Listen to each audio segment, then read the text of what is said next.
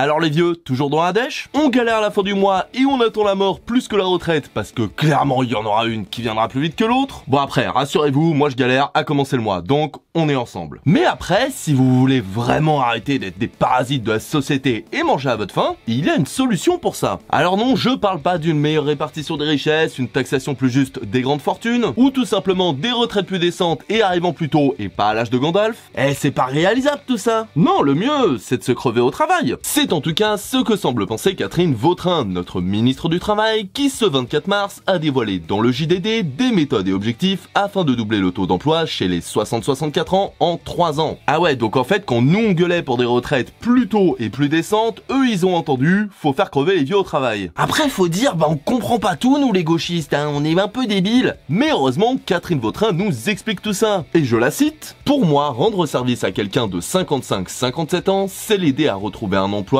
au plus vite. Je fais partie de ceux qui pensent que l'émancipation passe par le travail plutôt que par les aides. Et c'est donc tout naturellement qu'elle souhaite faire passer le taux d'emploi des 60-64 ans de 33% à plus de 60%, et ce avant la prochaine élection présidentielle. Non mais elle est comme ça Catherine, elle veut aider les gens, redonner de la dignité et de l'émancipation aux seniors. Et attention, ça n'a rien à voir avec les élections présidentielles sa démarche, hein. C'est purement altruiste.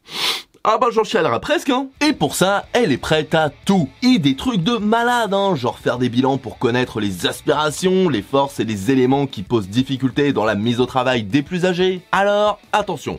Ok, je suis pas ministre, et je n'ai pas l'expertise de Catou. Même si tu me diras, moi au moins j'ai déjà travaillé dans ma vie, et pas dans un job tout cuit dans le bec, assez easy peasy, on va pas se mentir. Ce qui fait que techniquement, j'ai plus d'expérience qu'elle. Et du coup, je dis ça comme ça moi, mais tu penses pas que le vrai problème du travail des seniors, c'est que ce sont des seniors? Parce que quand tu dis que pour toi, la principale raison du chômage chez les seniors perdant leur job à 55 ans, c'est le manque de formation et d'accompagnement, j'ai envie de dire bullshit.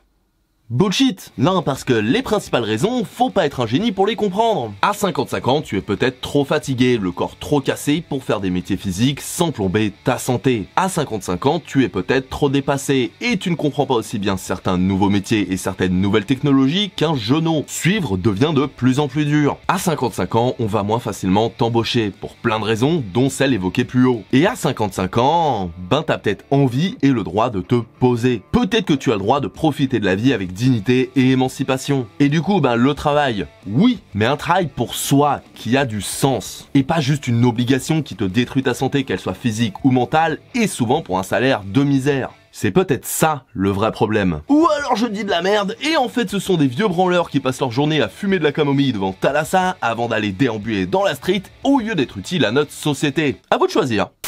Ok, donc durcissement du RSA, vouloir faire travailler les vieux par la force, les loyers étudiants qui augmentent. Non mais ça va être quoi après, la suppression des APL?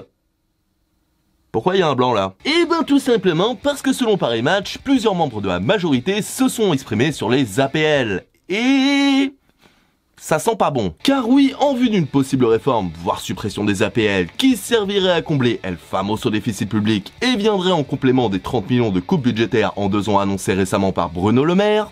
Bon, faut peut-être que je respire au bout d'un moment. On a par exemple un ministre qui aurait déclaré sous couvert d'anonymat « Les APL, ça ne sert à rien, ça nous coûte presque 14 milliards d'euros par an et cet argent va directement dans la poche des propriétaires. » Ou encore un député de la majorité favorable à une réforme qui estimait que les APL n'étaient pas l'alpha et l'oméga de notre politique de logement. Ok, donc clairement des personnes qui n'ont jamais eu à payer leur loyer avec un SMIC ou un temps partiel. Ah c'est sûr que quand depuis l'enfance t'as tout eu easy peasy dans le bec à base de les bonnes études, assez d'argent, un bon taf, un bon carnet d'adresses, que maintenant t'as un salaire de ministre, littéralement, et quand tu vois le nombre de millionnaires au gouvernement, c'est sûr que c'est autre chose que 20 heures par semaine à Monop afin de payer son loyer pour faire ses études. Et oui, c'est du vécu. Alors attention, très vite, le gouvernement a démenti. Le ministre chargé des comptes publics assurant qu'il était hors de question de toucher aux APL. Ok, ça va, on peut respirer. Mais c'est la Macronie. Donc, préparez-vous à ce que le sujet soit réellement lancé. Juste au cas où. Non, parce que déjà Catal envisage de baisser la durée de l'indemnisation chômage, alors pourquoi pas les APL? Non, mais j'ai compris, pour le gouvernement, les acquis sociaux, c'est un punching ball. Pas de souci.